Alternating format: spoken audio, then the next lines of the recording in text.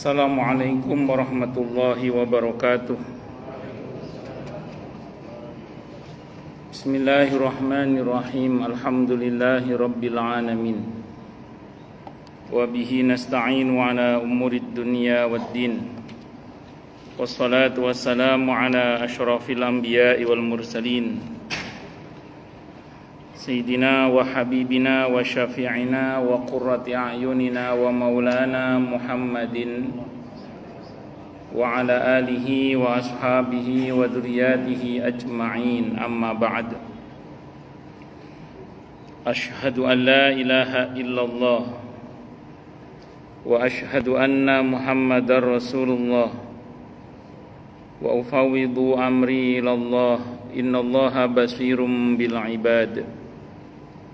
Hasbiyallahu la ilaha illa huwa alaihi tawakkaltu wa huwa rabbul arsyil azim.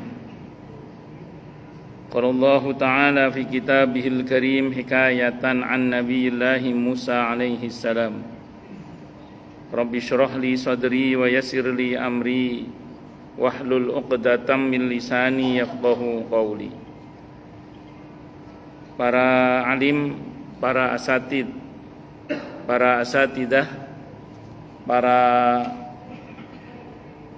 bapak dan ibu sekalian, hafizani wa hafizakumullah, bil khusus segenap pengurus Masjid Al-Muhajirin yang semoga pengurusnya dan jamaahnya selalu dalam naungan rahmat, barokah, perlindungan serta bimbingan Allah Subhanahu wa taala. Amin Allahumma amin insyaallah. Dan tentu kita berdoa kepada Allah Subhanahu wa taala, Allahumma inna nas'aluka ilman nafi'ah wa rizqan thayyiba wa amalan mutaqabbala wa fatahallahu lana futuhal arifin. Allahumma inna na'udzubika min ilmin la yanfa' wa amalin la yurfa' wa qalbin la yakhsha' wa du'a'i la yusma'. Allahumma ati anfusana taqwaha wa zakkiha anta khairu man zakkaha anta waliyuha wa maulaha. Amin Allahumma amin insyaallah. Para jamaah sekalian, hafizani wa hafizakumullah, masih melanjutkan kajian kita tentang fikih puasa dengan rujukan dari kitab Fathul Qorib Al-Mujib atau dari kitab Takrib karya Al-Alama Ahmad ibn Al-Husain yang populer dengan sebutan Abi Syuja' rahimahullah rahmatan wasi'ah wa rahimallahu ulama al-muslimin. Qala al-muallif rahimahullahu ta'ala wa nafa'ana bihi wa bi'ulumihi fid dharaini amin. Bismillahirrahmanirrahim. Kalau kemarin kita sudah membahas tentang syarat-syarat wajibnya puasa, maka hari ini insyaallah kita akan membahas tentang fardu-fardunya puasa. Wa faraidus shaumi, dan adapun fardu-fardunya puasa ada arba'atu asya'a, empat macam. Yang pertama an-niyatu, niat. Yang kedua wal imsaku, dan menahan diri dari anil akli, dari makan. Ini dihitung 1, 2 gitu ya. Terus kemudian wal jima' wasyurbi, dan menahan diri dari minum, wal jima'i, dan jima', wa ta'ammudil qai'i, dan sengaja muntah. Jadi termasuk fardunya, saya ulang, termasuk fardunya puasa itu adalah yang pertama an-niyatu, niat. Kemarin kita sudah membahas tentang definisi puasa itu adalah menahan diri dari hal-hal yang dapat membatalkan puasa dari terbit fajar sampai tenggelamnya matahari. Dari terbit fajar sampai tenggelamnya matahari disertai dengan niat. Khusus untuk puasa wajib. Puasa wajib kemarin yang pertama Ramadan, yang kedua puasa nadar, yang ketiga puasa kafarat, puasa denda itu harus ditekadkan niat itu sebelum subuh. Jadi harus dibermalamkan. Niat itu harus dibermalamkan sebelum subuh. Dan ini tidak berlaku untuk puasa sunnah. Kalau puasa sunnah itu boleh ditekadkan setelah subuh, asal belum berbuat sesuatu yang membatalkan puasa, hingga sebelum zawal, hingga sebelum masuk waktu zuhur. Itu boleh kalau untuk puasa sunnah. Tapi kalau untuk puasa fardu, di antaranya Ramadan tadi, puasa nadar atau puasa kafarat, itu harus dibermalamkan niatnya sebelum subuh. Karena kalau sampai kita tidak membermalamkan niat kita, maka la siyamalah, tidak sah puasanya. Itu kalau untuk puasa yang wajib. Dan niat itu adalah al-qasdu, kesengajaan kuat ya. Jadi niat itu adalah al-qasdu, kesengajaan kuat. Jadi kalau cuma ingin saja belum niat. Tapi kalau menyengaja dengan sungguh-sungguh bahwa besok akan berpuasa, misalnya, itu adalah merupakan bagian dari niat. Al-qasdu, kesengajaan yang kuat. Niat puasa berarti keinginan untuk berpuasa. Letaknya niat itu di dalam hati.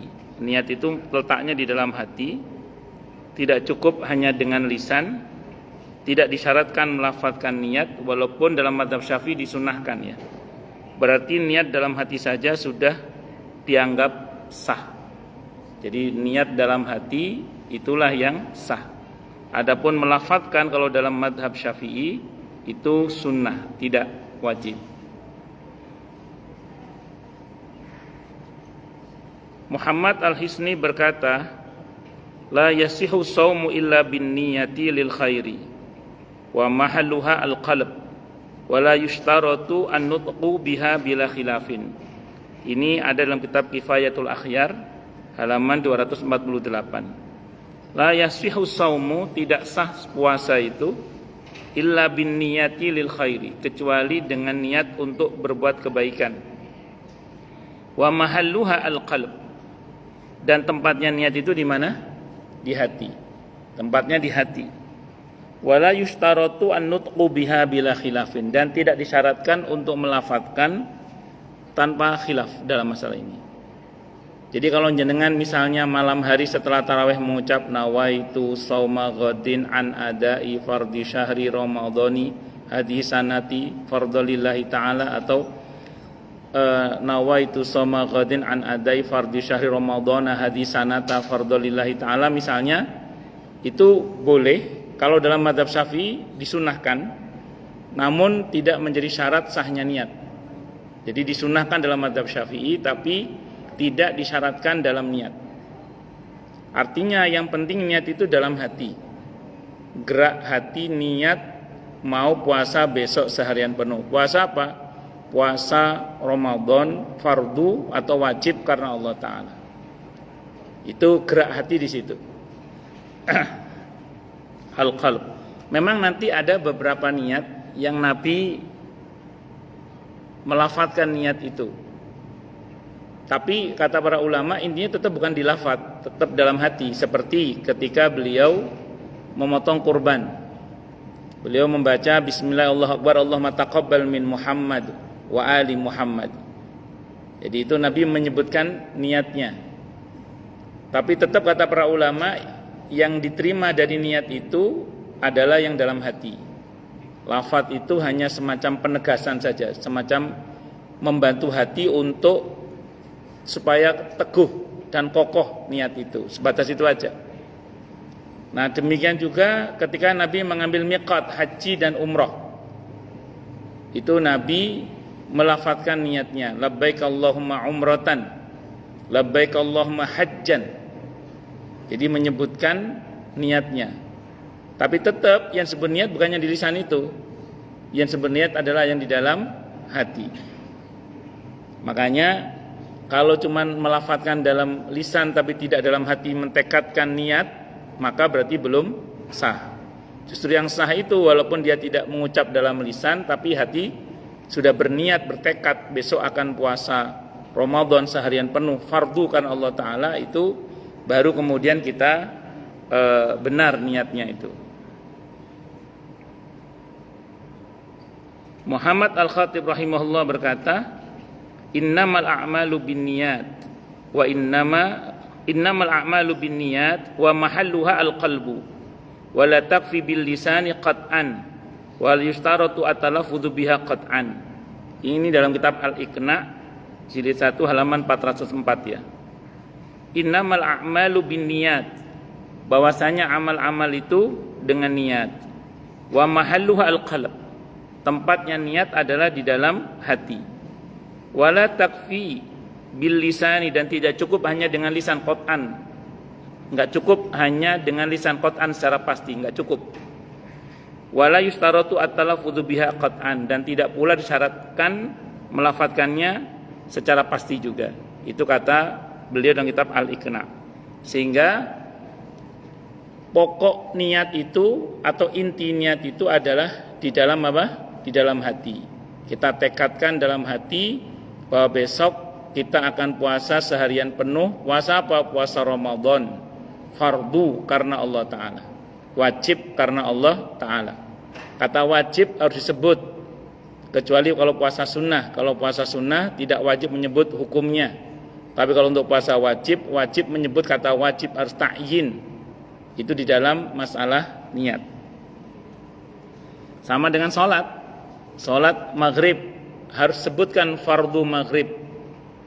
Tidak cukup hanya sholat maghrib, dalam hati niat sholat wajib, sholat fardu maghrib.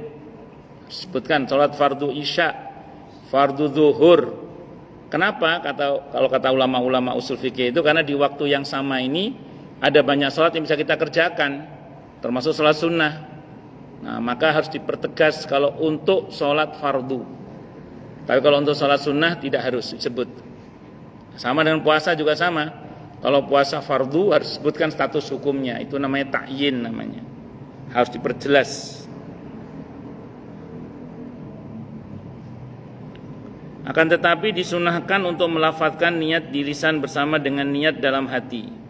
Niat sudah dianggap sah dengan aktivitas yang menunjukkan keinginan untuk berpuasa, seperti bersahur untuk puasa atau menghalangi dirinya dari makan, minum, dan jima khawatir terbit fajar. Maka dia melakukan semua itu merupakan bagian dari tindakan pertanda kalau dia sudah berniat untuk berpuasa besok harinya. Itu ada dalam kitab Al-Mu'tamad fil Fiqh Syafi'i. Jadi ini pendapat-pendapat yang bisa jadi pegangan dalam fikih mazhab Syafi'i. Biasanya kalau yang utama dalam mazhab Syafi'i itu kalau enggak An-Nawawi ya Ar-Rafi'i biasanya. Kalau yang paling rajih itu Imam Nawawi. Jadi saya ulang, dalam hal ini melafadzkannya adalah apa tadi? Sunnah. Kalau dalam mazhab Syafi'i ya. Kalau dalam mazhab Syafi'i sunnah melafadzkannya. Nah, biasanya kalau habis tarawih itu nawaitu shauma ghadin an adai fardhi syahri ramadhana hadi sanata fardhalillahi ta'ala atau ramadhani hadi sanati fardhalillahi ta'ala. Itu sunnah saja, tidak wajib. Yang wajib adalah niat dalam hati. Tanpa dilafadzkan pun tidak ada masalah. Bahkan dalam kitab Al-Mu'tamad fil Fiqh Syafi'i ini disebutkan aktivitas kayak kita mau makan sahur, kita bangun untuk sahur, terus kemudian sebelum fajar kita sudah bertekad, sudah bersih dan bersiap untuk menahan diri dari segala aktivitas yang dapat membatalkan puasa, itu sudah dianggap niat. Itu sudah dianggap niat. Tapi tunggu dulu, nanti berkaitan dengan ini ada penjelasan terkait dengan ta'yin tadi itu. Karena ini puasa wajib, tekad dalam hati harus mentekadkan bahwa ini adalah puasa wajib di bulan Ramadan. Kalau nazar, ini adalah puasa nazar yang wajib. Kalau kafarat, puasa denda kafarat yang wajib. Harus ditekadkan dalam hati. Khusus untuk puasa wajib. Tapi untuk puasa sunnah tidak diharuskan menyatakan puasa sunnah. Tidak harus. Sebagaimana sholat juga sama. Kalau sholat fardu wajib dalam hati mentekadkan ini saya sholat fardu maghrib, fardu isya, fardu subuh, fardu zuhur, harus itu. Harus ta'yin. Nah, sementara kalau berkaitan dengan sunnah tidak harus kita menyebutkannya. Itu di dalam fikih madhab Syafi'i. Hukum berniat adalah wajib dan puasa Ramadan tidaklah sah kecuali dengan berniat, karena definisinya menahan diri dari hal-hal yang dapat membatalkan puasa dengan niat, dan khusus untuk puasa wajib sebelum subuh niatnya. sebelum waktu fajar. Dari sejak waktu malam itu sudah bisa ditekadkan dalam niat itu. Begitu pula puasa wajib atau puasa sunnah lainnya tidak sah kecuali dengan berniat. Dalil diwajibkannya berniat adalah sabda Nabi kita Muhammad sallallahu alaihi wasallam, innamal a'malu binniyat wa innama likulli imri'in ma nawa. Bahwasanya amal-amal itu dengan niat dan bahwasanya setiap orang itu mendapatkan apa yang dia niatkan. Hadisnya muttafaqun alaih, Bukhari Muslim. Secara umum dulu ya, amal ibadah secara umum ya, amal ibadah itu tidak sah kalau tidak menggunakan niat. Walaupun nanti hadis ini dalam syarahnya para ulama membahas niat terhadap amal itu ada kalanya berposisi sebagai syarat sah, ada yang berposisi sebagai syarat sempurna. Kalau di dalam kitab Bidayatul Mujtahid Ibnu Rushd itu istilahnya syurutus shihah, ada syurutut tamam. Jadi ada syarat sah, ada syarat sempurna. Umumnya dalam masalah ibadah seperti sholat, puasa, haji, umroh, itu status niat adalah wajib. Status niat adalah wajib. Sehingga kalau nggak niat nggak sah. Nah, sementara kalau dalam masalah muamalah pada umumnya itu biasanya tidak wajib, tapi semacam syarat sempurna saja. Contoh, panjenengan keluar rumah mencari nafkah untuk keluarga. Kadang kita karena kebiasaan keluar aja udah. Ya. Tapi kalau kita niat karena Allah, itu nilainya sempurna. Kalau nggak niat tadi asal keluar, tetap berpahala insya Allah. Karena ada kullu ma'rufin shadaqah. Setiap kebaikan yang kita kerjakan itu bernilai pahala shadaqah. Artinya bernilai ibadah yang bisa mendapatkan pahala. Cuman pahalanya tidak sesempurna kalau kita niat. Contoh gini deh, contoh. Aktivitas makan. Ini contoh makan ya, makan. Kita kalau baca di fikih, makan minum itu hukum asalnya adalah mubah. Makan minum itu hukum asalnya adalah mubah. Mubah itu artinya nggak ada pahalanya, nggak ada dosanya gitu. Itu arti dasar mubah itu. Pokoknya nggak ada pahalanya, nggak ada apa? Dosanya. Dikerjakan ya tidak berpahala, ya tidak berdosa. Ditinggalkan juga tidak berpahala, juga tidak berdosa. Itu hukum asalnya, makan dan minum itu. Nah, sehingga kalau kita nggak niat, asal makan, asal minum gitu, nggak niat apa-apa, asal makan, asal minum, ya sudah nilai kita nggak ada pahala, nggak ada dosa, gitu aja. Ya mubah gitu aja. Itu hukum asalnya makan minum itu. Nah, ini berbeda dengan kalau kita begini, maaf ini, kita lapar. Begitu lapar apa yang kita lakukan? Makan. Berarti makan karena lapar. Ya sudah hukumnya mubah kalau makan karena lapar. Lain kalau begini. Begitu kita lapar, kita nanya dalam hati, kalau lapar perintah Allah apa ya? Makan. Oh, berarti makan karena mentaati perintah Allah. Itu beda itu. Jadi yang satu makan karena lapar, yang satu makan karena mentaati perintah Allah. Itu beda. Yang makan karena mentaati perintah Allah, sedari awal makan sudah ada pahalanya. Karena mentaati perintah Allah. Saya ulang ya, yang pertama tadi lapar. Begitu lapar, ya sudah makan. Berarti makan karena lapar, iya hukumnya mubah. Ini saya ngomong fikih ya, ngomong fikih apa adanya. Ya sudah hukumnya mubah. Kalau mubah ya berarti ya nggak berpahala, nggak berdosa. Sementara yang satu begitu lapar, dia ingat perintah Allah. Apa perintah Allah kalau lapar? Makan. Berarti yang kedua ini makan karena perintah Allah, bukan karena lapar, tapi makan karena apa? Perintah Allah. Saya ulang, itu nilai beda. Begitu mau makan, yang satu asal makan aja udah. Yang satu dulu Rasulullah kalau makan bagaimana ya? Oh, bismillah, tangan kanan, hamdalah. Itu pakai dasar lah. Bismillah, tangan kanan apa? Hamdalah. Akhirnya makannya ngikut cara makannya Rasulullah Muhammad SAW. Tidak hanya makannya niat mentaati perintah Allah, tapi cara makannya ngikuti Rasulullah. Ittiba dalam masalah makan. Itu nggak cuma dapat pahala itu, dapat cinta Allah, dapat ampunan Allah. Ali Imran 31. Qul in kuntum tuhibbunallaha fattabi'uni yuhibbukumullah wa yaghfir lakum dzunubakum. Katakanlah wahai Nabi, jika kalian mengaku mencintai Allah, maka ikutilah aku, maka Allah akan mencintai kalian dan mengampuni dosa-dosa kalian. Berarti apa ini? Di dalam makan saja itu kita sudah dapat pahala dari Allah, dapat cinta Allah, dapat ampunan Allah. Asal cara makannya seperti yang kedua itu, yaitu makan karena perintah Allah, terus kemudian ikuti cara makannya Rasulullah Muhammad sallallahu alaihi wasallam. Ini kan hal sepele yang hari-hari kita jalani sebenarnya. Cuma kalau kita nggak belajar tentang konsep niat ini, ya sudah, kita nilainya mubah saja. Tapi kalau itu kita dasari atas perintah Allah atau untuk melaksanakan ketaatan berikutnya dan seterusnya, maka itu akan punya nilai yang lebih. Itulah pentingnya niat. Walaupun secara umum sih kullu ma'rufin shadaqah. Semua bentuk kebaikan ada pahalanya. Tapi khusus untuk masalah ibadah, posisi niat itu menjadi wajib hukumnya. Syarat berniat kata para ulama, yang pertama at-tabyid. At-tabyid itu berniat di malam hari sebelum subuh. Bisa dimulai dari malam hari ketika habis tarawih misalnya, itu tidak ada masalah sudah. Kita sebelum tidur kita udah niat itu. Dalam hati niat besok mau puasa seharian penuh, puasa Ramadan, wajib fardu karena Allah Ta'ala. Dalam hati gitu tekad. Itu namanya at-tabyid. Karena ada sebuah hadis riwayat An-Nasa'i, Ibnu Majah, Abu Dawud, hadisnya sahih, Nabi bersabda kama qala malam yabitu asyama malam yubayyit asyama qabla al-fajri fala siyamalah. Barang siapa yang tidak membermalamkan niat puasanya, maka sebelum fajar maksudnya, maka tidak ada puasa baginya. Jadi tidak ada puasa baginya maksudnya tidak sah puasanya. Jadi bukan tidak sempurna, tidak sah. Jadi kalau ada orang tidak membermalamkan niatnya sebelum fajar, maka puasanya tidak sah. Bukan tidak sempurna, tapi tidak sah.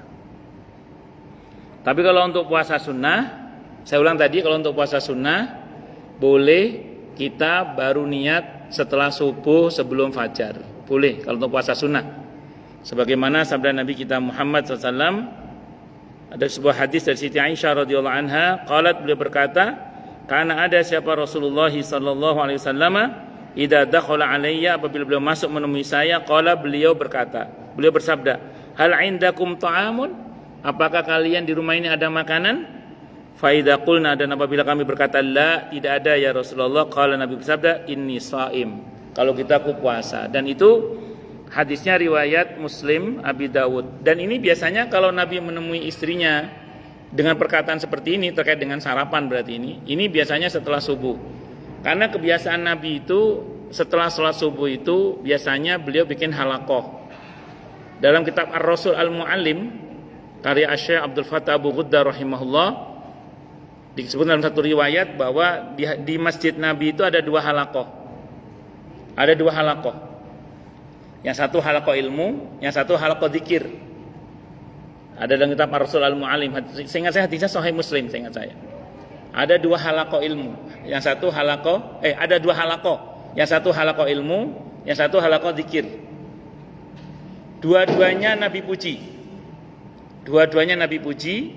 Cuman Nabi bilang karena saya seorang guru, maka saya duduk di majelis ilmu, kata Nabi. Itu nanti sampai waktu isyraq. Dan tentu kalau merujuk pada gabungan banyak riwayat, tidak langsung pas syuruk sholat, tapi nunggu setelah kira-kira matahari terbit sepenggalah.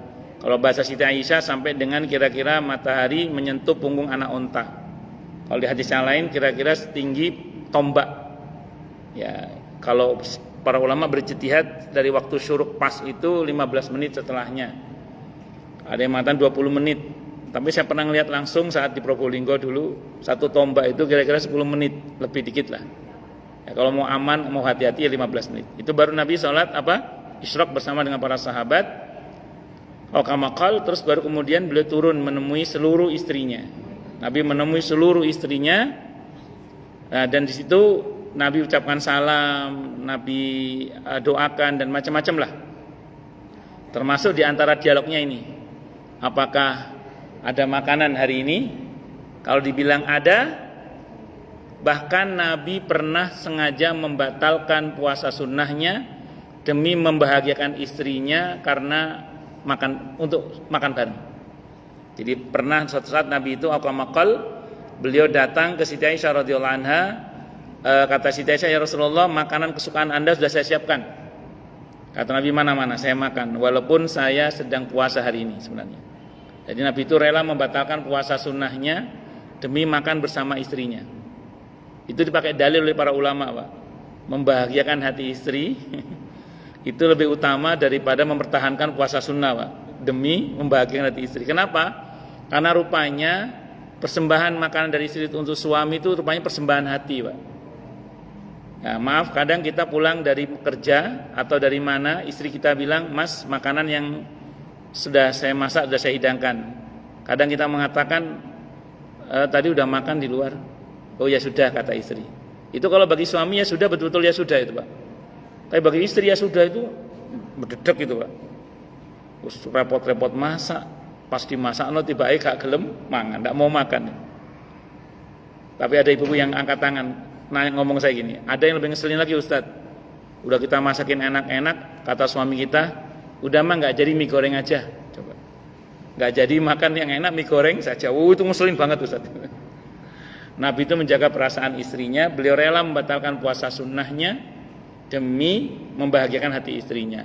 Berarti idkhalus surur, membahagiakan hati istri itu pahalanya besar sekali. Bahkan ada makalah yang menyebutkan ibadah yang paling utama itu antara lain adalah memasukkan kebahagiaan di dalam hati seorang muslim. Jadi membahagiakan hati seseorang itu ibadah yang paling utama, Pak, di antaranya itu. Idkhalus surur. Kenapa begitu? Karena orang kalau bahagia biasanya dia tidak akan menggugat takdir, Pak. Tapi kalau orang kecewa, patah hati itu biasanya potensial menggugat takdir. Orang kalau menggugat takdir itu kalau sampai kepleset bisa kafir, Pak. Naudzubillah min dzalik. Nah, sementara kalau orang bahagia kan mentok paling ya uraan itu aja. Ya dosa, ya bisa dosa, tapi kan paling enggak dia lupa tidak menggugat takdir itu. Itu kata para ulama itu gitu di antaranya. Pun lanjut. Nah, jadi begitu Nabi dibilang tidak ada makanan, Nabi ya betul. Kalau gitu aku puasa hari ini. Padahal itu sudah subuh, sudah duha. Nah, maka dalam fikih disebutkan bahwa boleh seseorang itu berniat puasa setelah subuh untuk puasa sunnah, asalkan belum zawal, belum masuk waktu zuhur. Dalam penulis kitab Kifayatul Akhir berkata wajib berniat di malam hari. Kalau sudah berniat di malam hari sebelum subuh masih diperbolehkan makan, tidur dan jima berhubungan intim. Jika seorang berniat puasa Ramadan sudah terbit fajar subuh maka tidaklah sah. Jadi Anda malam niat asal belum fajar ya, beraktivitas makan minum masih boleh belum fajar. Tapi begitu fajar nggak boleh beraktivitas yang membatalkan puasa. Kalau sampai sudah subuh baru niat, sementara malam tidak berniat, ya sudah wassalam. Nah, disinilah ulama membuat antisipasi ya. Antisipasi. Tapi antisipasi ini menggunakan madzhab Maliki. Dalam madzhab Maliki itu diperkenankan niat puasa Ramadan sebulan penuh di awal Ramadan boleh. Itu dalam madzhab Maliki. Kalau di kalangan penganut madzhab Syafi'i itu sependek yang pernah saya pelajari ya, itu Ibnu Hajar Al-Asqalani setahu saya. Beliau termasuk yang berpendapat bahwa Ramadan itu termasuk ibadah paket gitu loh. Ibadah paket, sehingga kemudian boleh diniatkan di awal Ramadan niat puasa sebulan penuh itu boleh. Nah, solusinya gini. Ini penganut madzhab Syafi'i menggabungkan beberapa pendapat dengan mengatakan begini. Penganut madzhab Syafi'i ya, bahwa nanti di awal Ramadan kita niat puasa Ramadan sebulan penuh, fardu kan Allah Ta'ala. Niat aja udah di awal. Tapi tiap malam kita tetap niat. Kok ada lupa-lupanya? Nah, insya Allah tetap sah. Insya Allah tetap sah.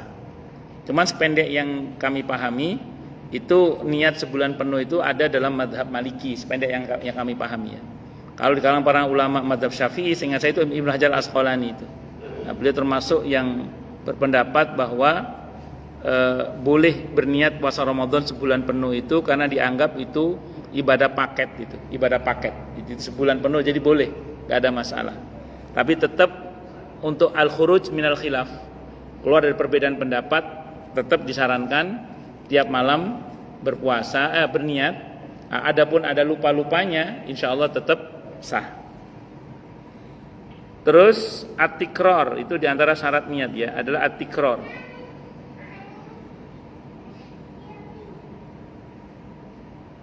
Oh maaf. Tadi yang kedua at-ta'yin, at-ta'yin. Yaitu menegaskan niat. Yang dimaksud di sini adalah niat puasa yang akan dilaksanakan harus ditegaskan apakah puasa wajib atau puasa sunnah. Itu seperti itu. Jika puasa Ramadan yang diniatkan, maka niatnya tidak cukup dengan sekedar niat puasa mutlak Ramadan tok, nggak cukup. Maka harus disebutkan fardu atau wajib karena Allah Ta'ala. Wajibnya disebutkan, niat puasa Ramadan wajib karena Allah. Di antara dalil yang dipakai oleh para ulama adalah hadis muttafaqun oleh Bukhari Muslim, wa innama likulli imri'in ma nawa. Bahwasanya setiap orang itu mendapatkan apa yang dia niatkan. Adapun puasa sunnah itu tidak disyaratkan ta'yin dan tabyid. Enggak disarankan membermalamkan niat, tidak disarankan mempertegas ini puasa sunnah, bebas kalau untuk puasa sunnah. Sebagaimana dijelaskan dalam penjelasan yang sudah saya bahas tadi ya, di antaranya tentang puasa sunnah yang Nabi baru niat setelah subuh, atau kemudian yang sudah dijelaskan tadi bahwa untuk puasa sunnah itu prinsipnya para ulama berpendapat tidak harus ditakyin dalam hal ini. Dan yang ketiga adalah at-tikrar, yaitu niat harus berulang setiap malam. Dalam mazhab Syafi'i harus setiap malam niat itu. Walaupun nanti ada dalam mazhab Syafi'i yang mengatakan boleh dipaket sebulan penuh. Dalam mazhab Maliki, atau saya pernah ngaji juga itu, saya ingat saya itu Ibnu Hajar Asqalani termasuk juga di dalamnya itu. Niat mesti ada pada setiap malamnya sebelum subuh untuk puasa hari berikutnya. Jadi tidak cukup satu niat untuk seluruh hari dalam satu bulan. Karena setiap hari dalam bulan Ramadan adalah hari yang berdiri sendiri. Ibadah puasa yang dilakukan adalah ibadah yang berulang, sehingga perlu ada niat yang berbeda setiap harinya. Ini ada dalam kitab Al-Fiqhul Manhaji, halaman 340 sampai 341. Itu ya di antara penjelasan tentang niat. Yang berikutnya tadi menahan diri dari pertama makan, minum, terus jima, dan menyengaja muntah. Sebenarnya itu kategori pembatal puasa. Nanti insyaallah ada bab khusus tentang masalah ini. Cuman nanti diskusinya mungkin ada hal-hal baru ya yang mungkin ulama tidak sepakat, seperti infus, seperti suntik, seperti ada beberapa hal-hal yang lain lah, kayak menggunakan obat orang yang sakit asma itu misalnya. Itu bagaimana nanti pembahasannya, insya Allah kita akan bahas di pertemuan yang akan datang. Sekarang saya takut banyak pertanyaan, kalau enggak saya bahas nanti insya Allah. Monggo silakan yang mau tanya dulu deh, tanya, protes, marah boleh silakan kalau ada. Kalau enggak ada saya teruskan, monggo silakan kalau ada. Masalah yang lain boleh, monggo silakan kalau ada. Jelas semua atau tidak jelas semua? Barangkali ada, monggo. Alhamdulillah.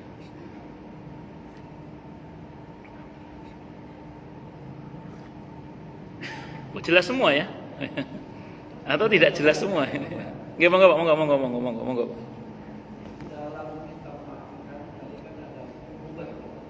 Nggih, hukum asalnya mubah, hukum asal.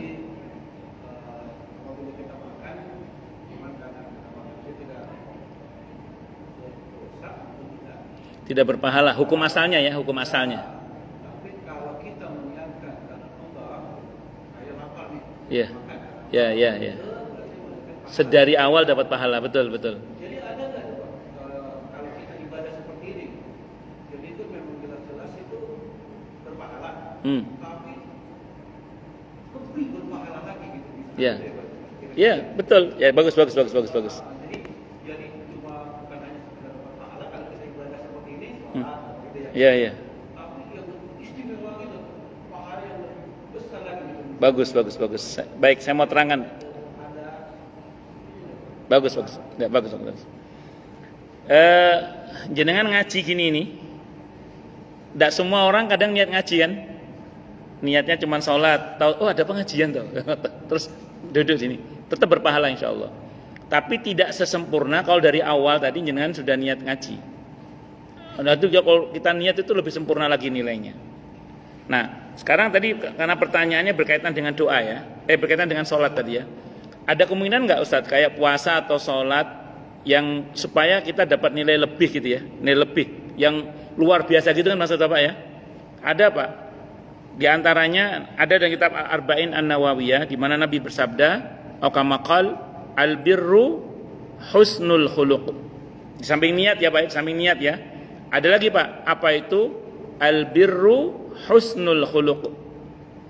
Kebaikan yang sempurna itu terletak pada baiknya budi pekerti Pak. Orang yang sholat dengan menjaga akhlak, orang yang puasa dengan menjaga akhlak, orang yang berbuat baik pada sama dengan menjaga akhlak, dengan yang tidak menjaga akhlak nilainya beda Pak. Bahkan dalam Sahih Bukhari, di antara pemberat timbangan itu husnul khuluq, baiknya budi pekerti Pak. Dalam Sahih Bukhari itu diantaranya yang memberatkan timbangan amal kebaikan kita itu diantaranya adalah husnul khuluq, baiknya budi pekerti. Contoh, kalau berkaitan dengan sholat, ini kita contohkan yang sholat dulu. Ada 3 orang sholat, shaf pertama, belakang imam lagi, misalnya gitu ya. Yang satu niat sholat karena ini wajib hukumnya, semata-mata karena untuk menggugurkan kewajiban, Allahu Akbar. Yang satu lagi sholat karena dia bukan hanya semata ini kewajiban, tapi bagi dia ini sebuah kebutuhan. Ini kebutuhan spiritual saya, ini kebutuhan rohani saya. Saya mau curhat sama Allah, saya mau komunikasi dengan Allah, saya mau tawajuh kepada Allah. Sehingga dia jaga akhlak dalam sholat. Yang kedua Pak. Yang ketiga, dia sholat karena ada mertua sampingnya Pak. Allah. Dia sholat karena ada mertua sampingnya. 3 orang sholat di shaf pertama Pak. Itu nilainya beda 3 orang itu Pak. Yang pertama standar nilainya, bagus, utama, standar nilainya. Yang kedua ada plusnya Pak, dia jaga akhlak soalnya. Ada plus-plusnya Pak. Karena dia jaga akhlak dalam sholat. Itu yang disebut dengan albirru husnul khuluq tadi itu. Itu nilainya berat Pak, itu timbangannya berat kebaikannya itu. Karena dia jaga akhlak. Yang ketiga alih-alih berpahala malah dosa. Tapi dia masih sholat, masih bagus daripada yang nggak sholat Pak. Jadi maaf, sholat walaupun riak sekalipun, asal dia masih sholat, itu masih bagus Pak, daripada yang nggak sholat. Karena siapa orang yang bisa langsung ikhlas? Nggak semua orang langsung ikhlas Pak. Sebagian orang kadang berproses. Jadi orang yang masih mau sholat itu masih bagus, cuman dia memang bermasalah sholatnya gara-gara salah niatnya itu. Tapi dia masih sholat masih bagus daripada yang nggak sholat. Karena orang yang nggak sholat pasti durhakanya Pak. Tapi kalau dia masih sholat, dia masih dipanggil sebagai orang yang sholat walaupun dia dimarahi istilahnya gitu, tapi masih bagus sholat. Itu Pak, contoh. Puasa juga sama. Puasa itu ada istilah puasa am, puasanya orang awam, puasanya orang khusus, khususil khusus. Bertingkat Pak puasa itu Pak. Orang yang sekedar yang penting saya melaksanakan kewajiban puasa saya, yang penting tidak batal puasa saya, sampai situ sah, benar, insya Allah sih berpahala, standar nilainya Pak. Tapi ada orang yang menjaga akhlak puasa itu, menjaga tidak hanya dari lapar dan dahaga dan sejenisnya yang membatalkan puasa, tapi dia berusaha menjaga diri dari hal-hal yang dapat merusak pahala puasa Pak. Jaga lisan, jaga pendengaran, jaga penglihatan, dia jaga semua Pak. Akhlak dia jaga betul itu. Nah itu lebih tinggi lagi nilainya Pak, lebih berat lagi nilainya. Yang satu, dia tidak hanya perkara lisan, tangan dan mata yang dijaga, bahkan hati pun dijaga Pak dia. Jangan sampai punya itu khawasul khawas. Wah, ini yang puasanya top betul, lahir batin dia betul-betul puasa itu. Nah, yang model-model begini ini nilainya lebih lagi Pak. Semakin dia hayati puasa dengan maknanya lebih dalam, dengan akhlak yang dia jaga tinggi, semakin tinggi pula dan berat pula nilainya. Sesama juga sama Pak, dengan sesama. Bapak ngasih nafkah ke istri, standar, Ma udah transfer Ma. Oke Pak, makasih. Dapat pahala standar tapi nilainya. Begitu Bapak transfer, sayang misalnya, aku udah tadi pokoknya dirayu-rayu istri di apalah gitu ya, dibahagiakan dia, disanjung-sanjung lah, dimuliakan. Dan itu bagian dari akhlak, menjaga akhlak kepada istri misalnya. Kita dengan penuh penghormatan lah kita kepada istri. Maka ketika kemudian kita begitu indahnya hubungan dengan istri itu nilainya sempurna dibandingkan dengan kalau Bapak asal ngasih saja, walaupun tetap berpahala. Nah, jadi menjaga akhlak ini membuat nilai ibadah itu lebih berat Pak nilainya. Kalau bahasa hadisnya albirru husnul khuluq. Jadi kebaikan yang sempurna itu terletak pada baiknya budi pekerti. Itu Pak diantaranya. Gitu Pak nggih? Wallahu a'lam bishawab. Baik. Ada lagi yang lain mungkin silakan.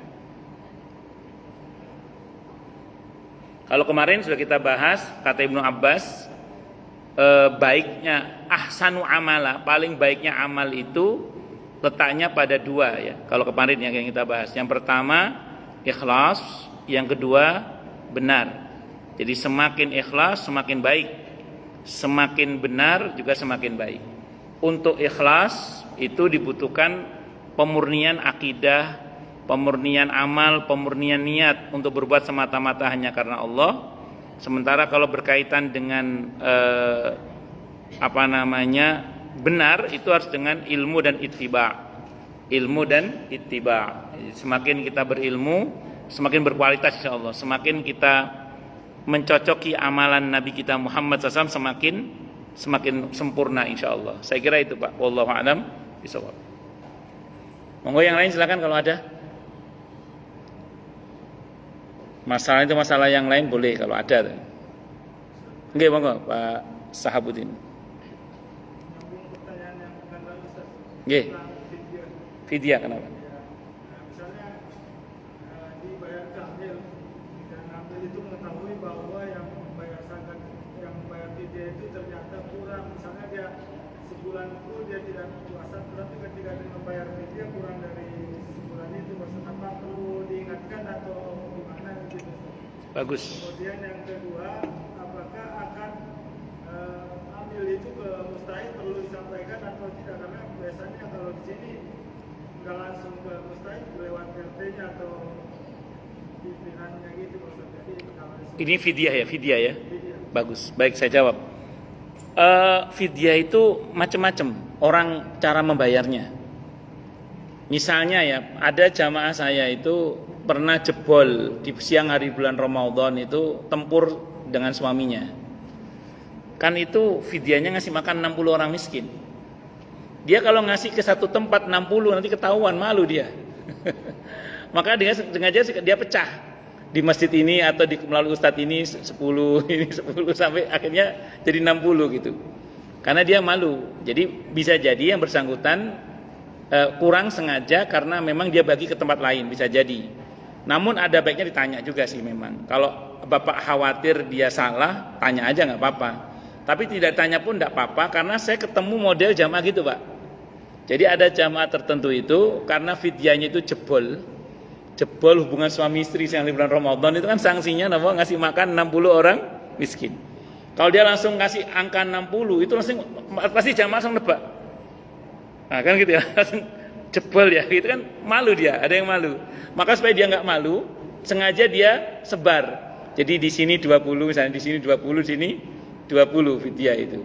Padahal itu jebol senggama di bulan Ramadan.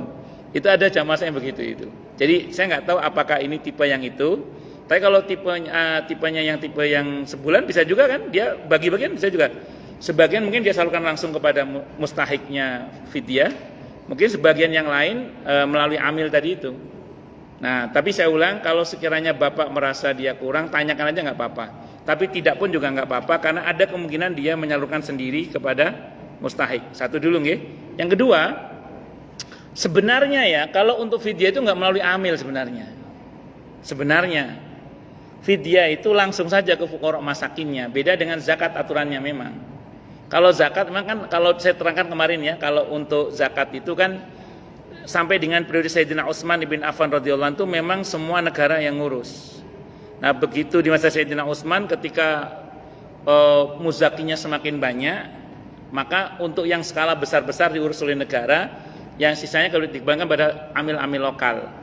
Dulu tujuannya melalui amil itu semacam pendataan bahwa ini muzaki sudah keluarkan zakat, sehingga dia tidak boleh diambil paksa hartanya untuk zakat. Itu dulu begitu.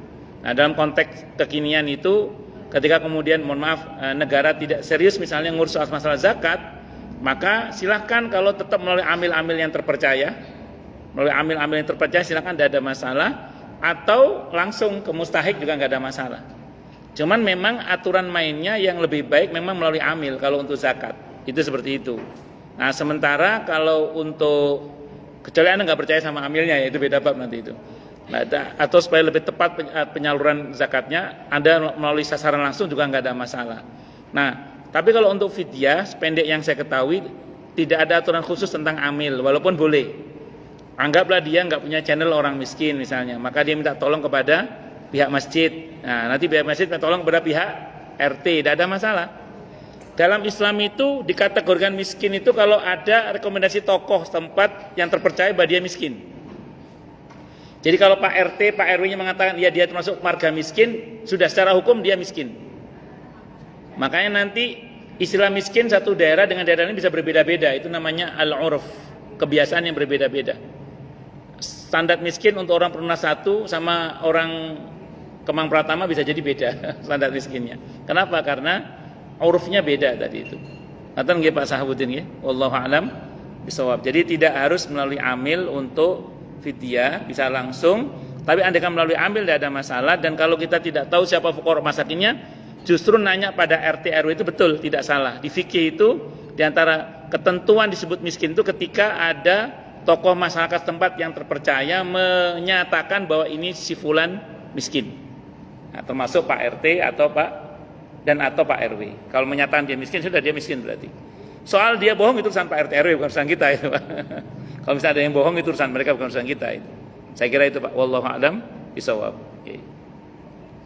Ada lagi yang lain? Dan mustahiknya fidyah satu ya, orang miskin. Atau boleh yang lebih parah dari miskin itu fakir boleh. Itu seperti itu. Wallahu a'lam bishawab.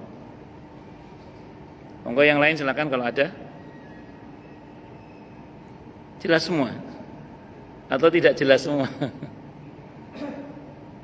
Enggak, silakan kalau ada. Masalah itu masalah yang lain boleh silakan kalau ada.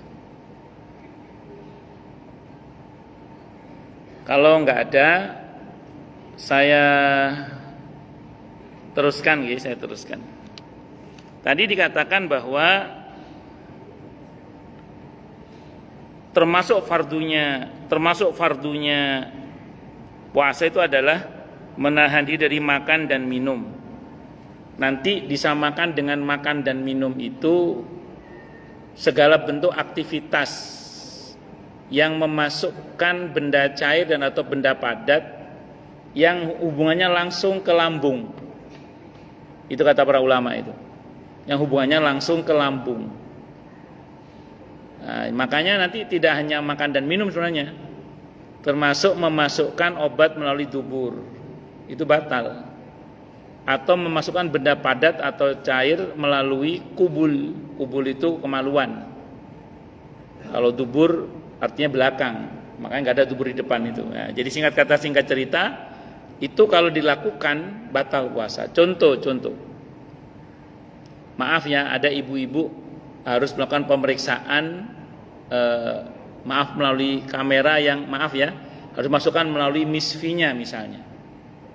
Maka itu berarti memasukkan dengan sengaja benda padat atau benda cair ke dalam lubang itu. Itu batal, lubang kubul itu batal. Nah, termasuk juga misalnya melalui dubur seperti obat dulkolak atau apa istilahnya yang Apollo itu. Nah, itu kalau disengaja batal juga, tidak boleh. Bahkan di fikih itu diatur berkenaan dengan cebok. Cebok itu kalau kita nggak puas hanya dengan pakai tangan terus sampai memasukkan jari ke dalam lubang dubur anus, itu bisa batal. Tapi kalau masih menggunakan perut jari walaupun dalam, itu tidak batal. Ini misalnya ini dubur ya, ini dubur. Kita maafin pakai tangkir ya. Jadi kita gini, walaupun keras kita begininya, asal masih pakai punggung tangan gini. Perut jari itu masih sah. Tapi kalau kita nggak puas terus kita masukkan gini, batal sudah itu puasa. Hati-hati ya kalau cebok itu. Anda supaya bersih Anda tekan-tekan pakai perut jari sah, tidak ada masalah. Tapi kalau sampai masuk dengan sengaja kita masukkan gini dengan sengaja gini masuk gini, batal sudah itu. Jadi makanya hati-hati. Nah, nanti ada 5 lubang yang bisa membatalkan puasa itu hidung, kalau kita masukkan sampai dalam ya, hidung, mulut, kuping, kubul, dubur itu nanti. Itu kalau sengaja dimasuki. Makanya nanti kalau untuk kuping itu maksimal jentik, mentok tek itu maksimal. Bagi penggunaan cotton bud tunggu dulu siang hari bulan Ramadan. Khawatirnya batal. Bahwa oke, ada diskusi fikih memang, tapi untuk lebih kehati-hatian jangan. Istinsyaq, membersihkan kuping hidung, kata Nabi silakan tapi jangan terlalu dalam kalau di bulan Ramadan. Berkumur, kalau dalam kitab Fathul Jawad 3 kali sunnah. Kalau ada yang ketelan tetap sah, tapi kalau sampai 4 kali kumur, ketelan batal puasanya. Dan berkumurnya nggak boleh berkumur yang sembrono, kokok nggak boleh. Karena itu nanti sampai ke pangkal itu bisa batal. Hati-hati itu. Hati-hati berkumurnya. Nah, itu ya. Terus kalau untuk mata tidak ada masalah karena tidak ada hubungan langsung dengan lambung. Walaupun ada yang mengatakan terasa pahit itu saat di kerongkongan, ya berarti kalau bisa dihindari juga. Walaupun para ulama tidak mengatakan batal. Nah, infus itu ulama berbeda pendapat dan kebanyakan menyatakan batal karena dianggap sama dengan makan dan minum. Beda dengan suntik kayak kemarin vaksin dan sejenisnya itu tidak batal karena dianggap itu bukan tidak sama dengan makan dan minum dan tidak masuk ke lambung secara langsung. Itu tapi diskusinya panjang sih memang karena waktu terbatas. Insyaallah kita akan bahas di pertemuan yang akan datang insyaallah. Baik, kita tutup dengan hamdalah. Alhamdulillahirabbil alamin. Semoga kajian kita bisa bermanfaat, mubarakah fid dini wad dunya wal akhirah untuk kita, keluarga kita dan seluruh umat Islam semuanya, dan mudah-mudahan kita semua dijadikan oleh Allah sebagai orang-orang yang sukses dunia akhirat, selamat dunia akhirat, bahagia dunia akhirat, dan dipermudah setiap urusan kita oleh Allah fid dini wad dunya wal akhirah. Semoga Allah limpahkan hidayah selalu untuk kita, semoga Allah tingkatkan selalu hidayah untuk kita, dan semoga Allah berikan hidayah untuk siapapun yang melihat kita. Subhanakallahumma bihamdika asyhadu an la ilaha illa anta astaghfiruka wa atubu ilaik. Sallallahu alaihi Muhammad wa ala alihi wasallam. Saya mohon maaf. Wassalamualaikum warahmatullahi wabarakatuh.